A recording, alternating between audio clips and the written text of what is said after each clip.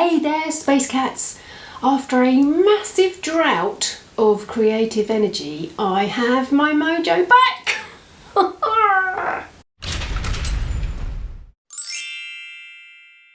Hello, Jules here. If you've been watching any of my videos or following along the story of my creative endeavours, you'll know that I've had a spectacularly difficult time in the last year with health issues, not mine, but directly related to what I've got to do for somebody else.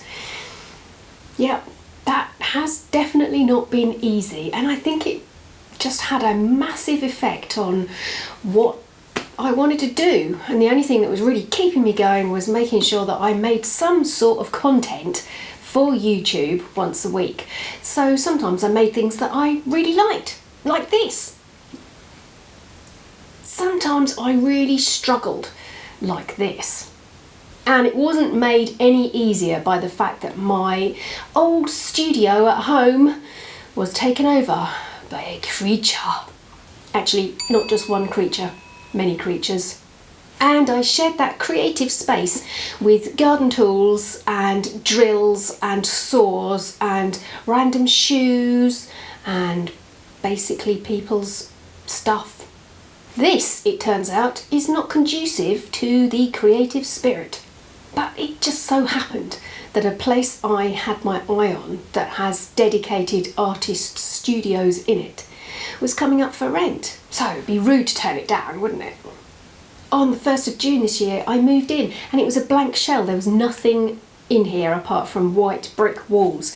And if you saw this video, you'll see me putting together what is now my lovely studio with a brilliant view, lovely people, and more importantly, no creatures, at least not ones that I know about yet.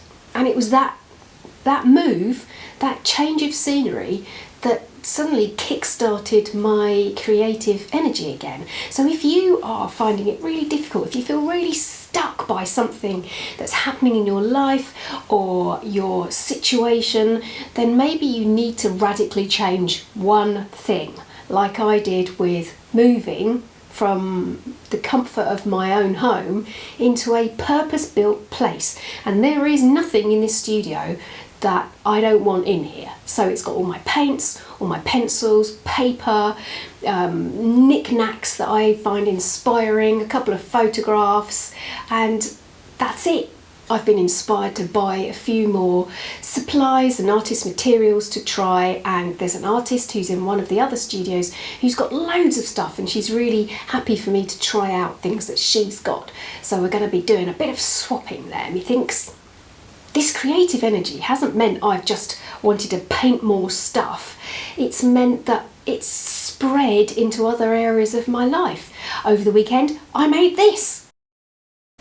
I made sourdough bread that actually looks nice and edible. I've been growing veg and flowers, and I've even had a few cut flowers in my house. Later on this week, I'll be making a dolphin, you know, as you do, to go with the other puppets from the show that I tour with, Vincent and the Mermaid.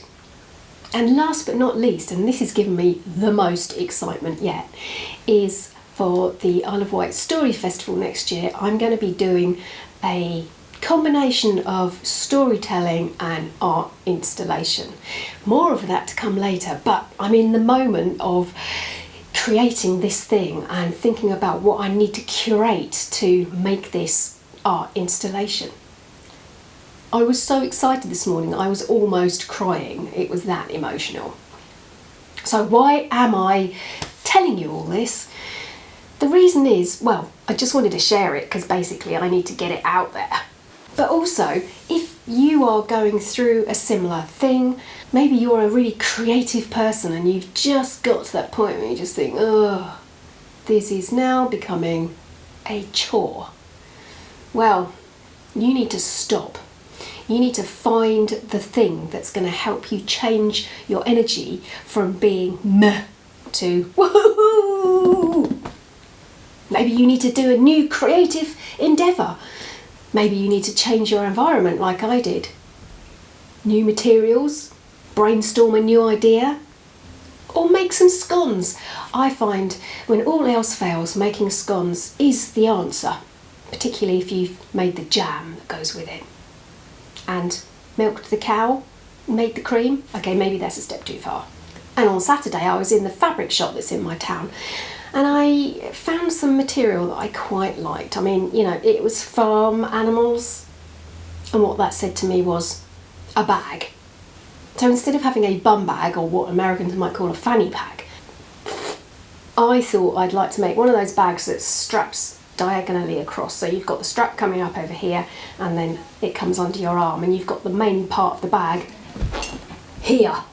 I didn't want to spend £25 on something that I could make.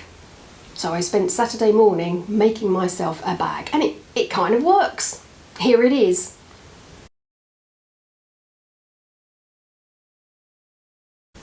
So my friends, have faith. If you once felt the creative spirit, you will feel it again. Hold my hand as we jump into the creative bucket of...